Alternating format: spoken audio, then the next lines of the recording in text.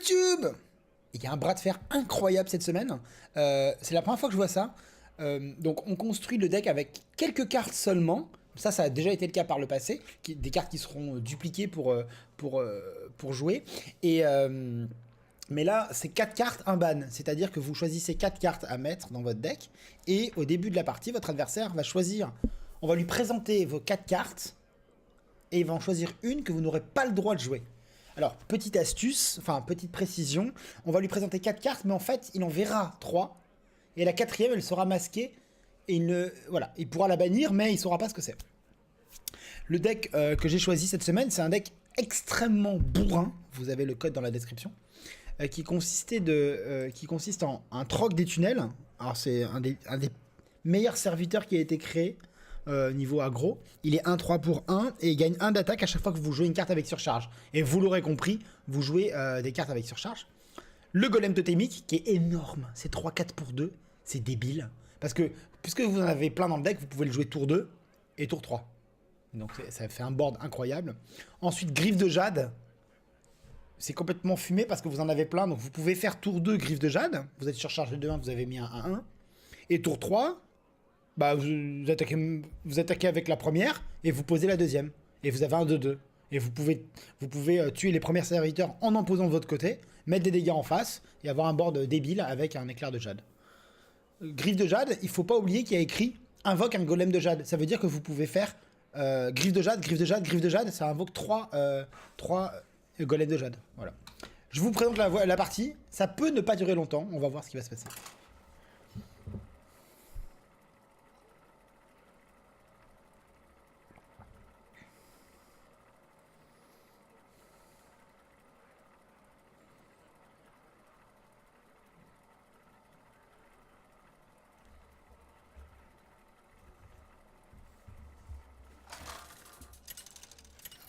J'ai gagné la première partie très vite. Hein. Alors c'est pas le même adversaire, mais il y a des chances que ce soit la même configuration. Vous vous tenez devant le roi Rastakhan.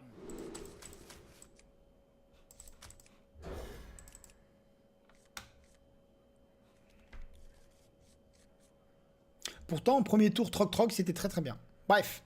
Nouvelle partie, nouvel adversaire, c'est un nouveau chasseur. Très probablement le même deck.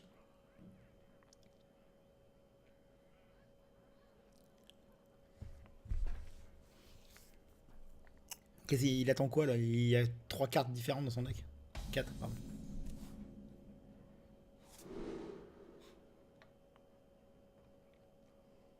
De quoi?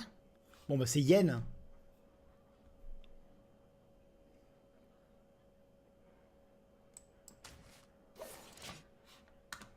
Mastiff. Qu'est-ce que c'est que ce deck? Un deck de prise de board incroyable en face. Est-ce que je vais réussir à compenser avec Griffe? Je ne sais pas.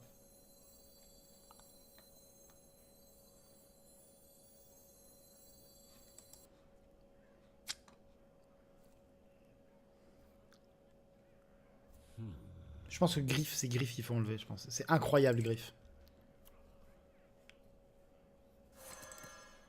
Bonne nouvelle.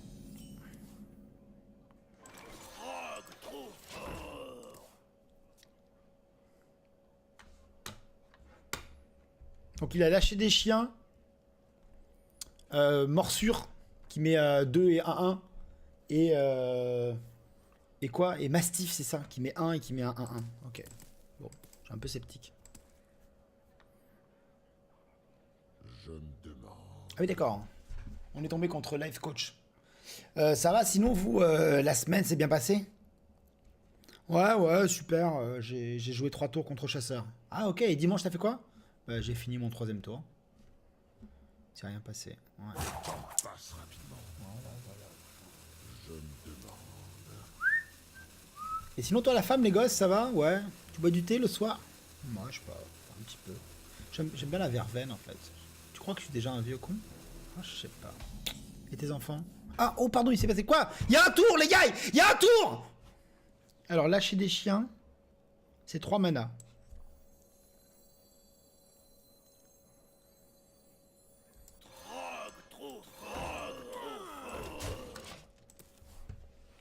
Oula, j'espère que... Là, est-ce que vous croyez qu'il va se... Le mec, il joue Rexar, donc c'est difficile pour lui. Il a pas l'habitude de réfléchir.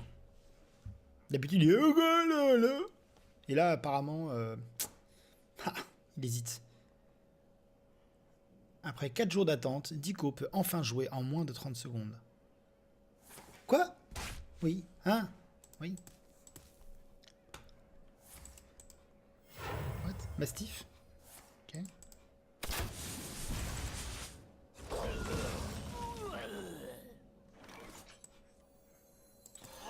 Trop fort.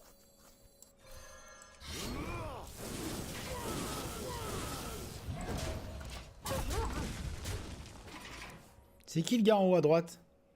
Là-haut? Il s'agit d'Al Capone. Aujourd'hui, nous sommes le 21 mars. Et le 21 mars 1963, la prison d'Alcatraz est fermée. Non pas pour travaux de rénovation, mais définitivement. Ça a coûté très cher en entretien.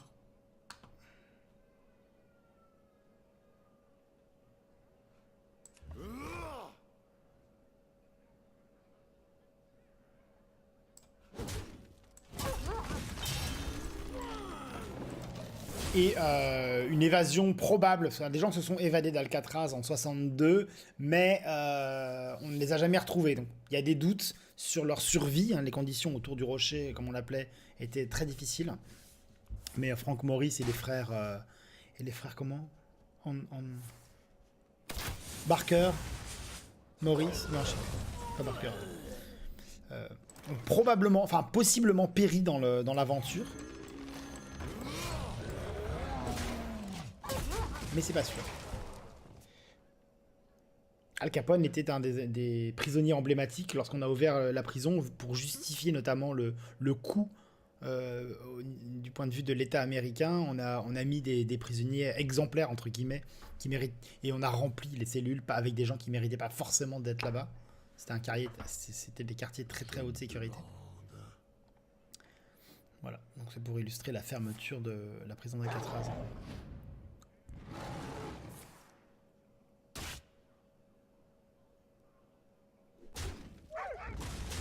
Oui, c'est Monsieur Eastwood qui s'est évadé, j'ai vu le reportage. Mais Monsieur Eastwood incarne Frank Morris, tout à fait. Un homme qui s'est en effet... Lui, je le mets où, là? Là?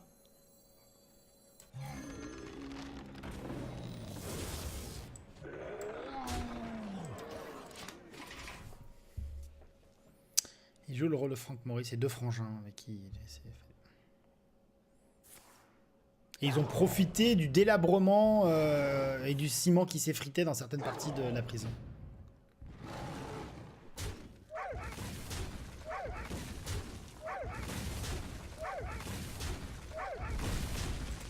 Armes.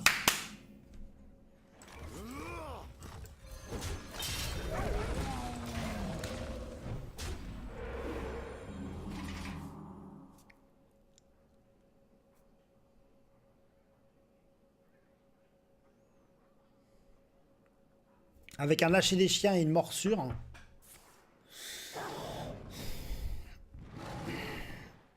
Il tue 2 serviteurs sur 3. Ok. Et voilà. Finalement, un deck extrêmement brutal, qui a des départs assez explosifs, qui ont un petit peu de mal contre les chasseurs, mais des cartes avec un contrôle de board incroyable, les griffes et l'éclair de jade marchent très bien. Quand vous tuez un serviteur et vous en pondez un, c'est génial. Donc le deck est très efficace. Encore une fois, le code dans la description. Des bisous, on se retrouve bientôt pour la révélation. Cet après-midi, une nouvelle carte va être révélée et je ferai une petite vidéo YouTube pour vous en parler. Je vous fais des gros bisous et je vous souhaite une bonne journée. À bientôt.